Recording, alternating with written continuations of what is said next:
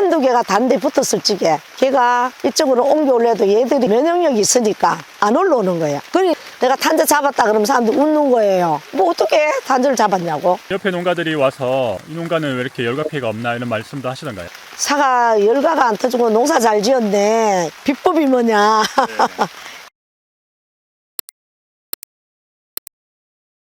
자기소개 좀 부탁합니다. 경북 청송군 주황산면 사과 농사를 짓고 있는 대해농장 박혜자입니다. 사과 농사한 지는 얼마 되셨어요? 원래 이제 14년 차. 지금 사과 농사 면적은 얼마 되십니까? 땅 면적은 한 5,000평 되고요. 지금 사과는 한 4,000평. 4,000평 사과 농사를 몇 명이서 지으십니까? 지금 현재는 신랑하고 나하고 둘이 있어요. 사과 수확철이나 뭐 입다고 할 때는 인력을 쓰고 있습니다. 청송사과가 왜 유명합니까? 추운 것도 다른 지역보다는 좀 추워요. 일조량도 정성이 굉장히 좋더라고요. 그래서 사과 농사는 정성이 최고인 것 같더라고요. 당도도 좋고 식감도 좋고 이 사과는 청송사과. 사과 수확 시작했나요? 4일, 5일, 6일, 3일 이제 딸라고 지금 준비 중에 있어요. 4,000평 물량을 3일 정도 만에 다 따는 거예요? 이 사람들은 한 50명 정도 와갔다요. 품종은 어떤 걸 하십니까? 그래도 미얀마, 노알부사, 홍로 있고 엠부도 있고. 홍로하고 비교하면 키우는 사람 입장에서 부사 미얀마 특징이 어떤 게 있을까요?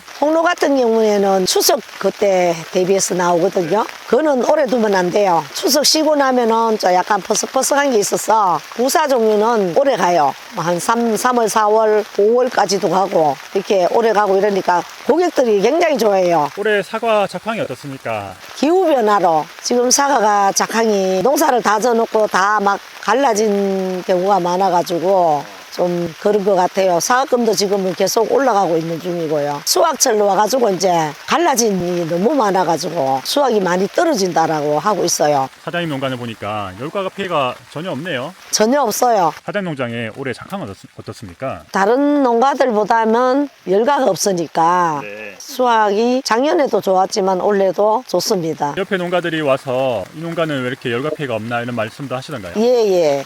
사과 열가가 안 터지고 농사 잘 지었네. 비법이 뭐냐. 4,000평에서 나오는 수확량이 얼마나 되나요? 나무 주스대로는 다 수확을 못 하니까 한 1,500짝, 1,700짝 이래밖에 못 따요. 한 짝이 몇 킬로죠? 한 짝이 농가에서는 18kg고 본판장에 나가면 20kg예요. 11월 초 기준으로 시세가 얼마 정도 나오나요? 최고 좋은 사과가 20만 원 가까이 올라가더라고요. 한 상 정도로 이렇게 보면은 14만 원씩, 15만 원씩 올해도 시세가 많이 올라갈 것 같네요. 작년에는 탄저피해가 정말 심하다고 뉴스에 많이 나왔었거든요. 저희 농가 같은 경우에는 탄저는 전혀 없었어요. 작년에는 탄저피해가 없었습니다. 작년에도 다른 데 비하면 저희는 탄저가 거의 없다시피 했어요. 처음에 한두 나무 왔을 적에 바로 방제하고 이러다 잡았어요. 딱 봐도 너무 예뻐 보이는데 사과는 상품의 기준이 어떻습니까? 모양도 이렇게 예쁘고 당도도 좋아야 되고 식감도 좋아야 되고 크기도 적당하게 너무 많이 굵은 사과도 요즘은 좀 선호하지 않는 대세더라고요. 상품 사과를 키우려면 제일 중요한 부분이 뭡니까? 알 쏟기도 잘해야 되고 이제 잎도 따줘야 되고 색깔 시간이 있으면은 따가도 돌려도 주고 사과 알을 어떻게 돌려주나요? 요렇게 돌려줍니다. 요렇게 잎도 요래 가리는 거는 잎도 따주고 그렇게 합니다. 반사파는 적정 시기가 있나요? 반사필름은 수확하기 전 수확 한 25일 정도 놔놓고 반사필름 깔아가지고 한 일주일 정도 사장님 지금 하시는 건 뭐예요? 꼭지 치는 거예요. 꼭지를 안 치게 되면은 선별하고 이런 데서 막 다 기스가 나버려가지고요. 그러니까 이렇게 꼭지를 치게 됐어요. 사과 선별은 어떻게 합니까? 다이수가 이제 작은 거, 큰 거 선별이 돼요. 이쪽은 대가고 이쪽부터는 이제 소가가 나오는 거예요. 기스 난 거는 손으로 직접 이렇게 쪼내야 돼요. 사장 농장이 친환경 인증 농가인가요? 네, GMP 농가인데 앞으로 저희들도 이제 농약을 또 많이 안 치는 유기농으로 생각을 하고 있어요. 그래서 유기농 자재를 많이 쓰는 편이에요. 어떤 자재를 주로 쓰시나요? 남보에서 나오는 단저블랙 같은 거 그걸 치니까 단저도 많이 덜하고 그 뭐 100%가 단저가 없다라고는 할 수는 없지만 쳐보니까 올해도 그렇고 작년에도 왔는 것도 잡았고요. 올해는 이렇게 뭐 거의 없어요. 열가도 거의 없어요. 탄저브렉이라는 제품은 언제부터 사용하셨어요? 한 3년 정도 썼는데 그러면 그 전에는 탄저병 방제를 어떻게 하셨습니까? 탄저가 오면은 방지 못했죠. 탄저는 한번 오면 잡기가 힘들다고 들었거든요. 안 돼요. 근데 저는 작년에도 어느 정도 왔는데 그래 잡았어요. 탄저병이 어떻게 옵니까? 탄저가 이렇게 비가 오고 습하고 이러면은 탄저가 와요. 그럼 여름에 장마철에 주로 많이 오죠. 예, 맞아요. 곰팡이균 그기로 형성돼서 탄저가 와요. 한 나무에 발병을 하면 농장 전체로 퍼집니다. 맞아요. 전체로 이 나무가 그러면 그게 며칠 있다 번지는 게 아니고 막 급속도로 그렇게 번지는 게 그렇게 그럼 탄저병 피해를 입은 사과는 어떻게 됩니까? 거의 폐기 처분이에요. 못 먹어요. 탄저병 피해를 입었는지 열매를 보고합니까? 잎을 보고합니까? 열매를 보고요.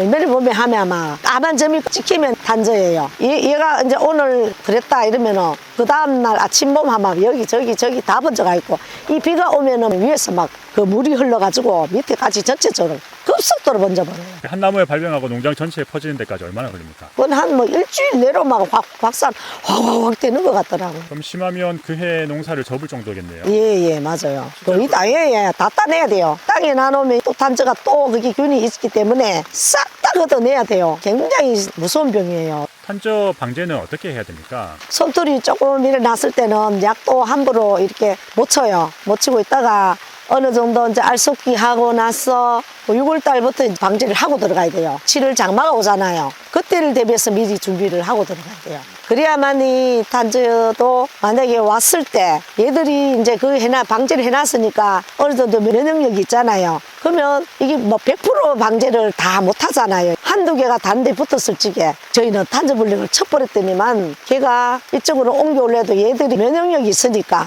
안 올라오는 거예요. 그래 내가 탄저 잡았다 그러면 사람들 웃는 거예요. 뭐 어떻게 탄저를 잡았냐고. 농약으로도 탄저병이 잘 잡기 힘들다고 하더라고요. 예, 안 돼요. 농약으로는 저희들도 쳐보지만은 잘 안 들어요. 탄저브렉은 어떻게 사용하셨나요? 20단말에 탄저블랙 2병을 넣고 혼용해서 SS기로 6월, 7월 비 오기 전에 한번 쳐주고 비 오기 전에 치니까 제일 효능을 많이 발휘하더라고요. 탄저블랙 같은 경우에는 유기농 제품이라서 수확이 한 달 전부까지도 이렇게 쳐도 좋아요. 농약은 수확 한 달 전부터 농약 거의 안 써야 돼요. 근데 탄저블랙은 만약에 비가 많이 온다 하면 한 달 조금 지나서라도 탄저블랙을 쓸 수가 있어요. 유기농이니까 한번 치면은 굉장히 좋더라고요. 저는 항상 그렇게 하고 있어요. 탄저브렉이 사과 품질에도 영향을 준 것 같습니까? 뭐 면역력을 도와주니까 전체적으로 뭐 당도라든가 비대면이라든가 그런 거에도 도움을 주는 것 같아요. 그래서 원래 농사를 이래 짓고 나니까 사람들이 아무도 저희 농가에 찾아왔더라고요. 저 같은 경우에는 이렇게 써보니까 너무 좋아서 소개를 많이 하고 있고요. 또 이제 내년에는 이제 많이 쓰려고 사람들이 신청을 많이 했어요. 열과 피해를 입은 사과는 어떻게 해야 됩니까? 여기에 여기 하나 있는데 한번 보세요. 요렇게 열과가 터지는 거예요. 이게 열과 피해를 입은 예, 사과입니까? 맞아요. 아, 위에가 갈라졌네요. 저희는 뭐 순구나무 중에 하나 있을까 말까고요. 네. 이게 왜 이러냐 하면은 이 비가 오면은 이 사과가 물이 여기에 고여요. 그러면 얘들이 터진다고요. 그전에는 또 이렇게 비가 오면은 고여도 안 터졌는데 올해 같은 경우에는 날도 더웠고 이러니까 안에는 뜨거웠는데 때려버리니까 막 이렇게 터지는 것 같아요. 사장농장의 사과 판로는 어떻게 됩니까? 저희 같은 경우는 직거래는 한 30%, 공판장에 첨가에 들어가는 데는 한 70% 이렇게 판매하고 있습니다. 과장님 반갑습니다. 예, 안녕하세요. 탄저브렉이라는 제품은 어떤 제품입니까? 탄저브렉은 마늘에서 추출하는 알리신이라는 성분이 있습니다. 이 물질이 이제 살균 능력을 가지고 있는 물질이거든요. 이 물질을 원료로 해서 살균 작용을 해주고 세포 재생 효과도 가지고 있고 작물의 자체 면역 물질을 활성화시킬 수 있도록 유도하는 그런 제품이라고 보시면 되겠습니다. 친환경 살균제입니다. 탄저브렉이라는 제품이 어떤 원리로 열과에도 영향을 주는 겁니까? 사람 몸에도 백혈구라는 면역 세포가 있듯이 작물에게도 마찬가지입니다.